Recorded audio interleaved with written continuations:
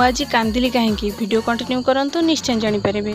Hi guys मु संयुक्ता आपण मानक स्वागत जनाऊँ मोर आउ गोटे न्यू प्रेस मिनी ब्लॉग को। तो आज सकाळू गाधे पड़ी प्रथम मु कर देथिली ठाकुर पूजा। जेहेतु आम फूल गछरे आज अल्प फूल फुटिला सेथिपई मु ठाकुर को सजाई पारिलेनी। पूजा सरिबा परे कौन खाइबी बोली भाबी रोसे घर को गला बेलू रोसे घरे कलरा थुआ होईची। कलरा को देखिबा परे मो रिएक्शन तो किछि एमिति थिला।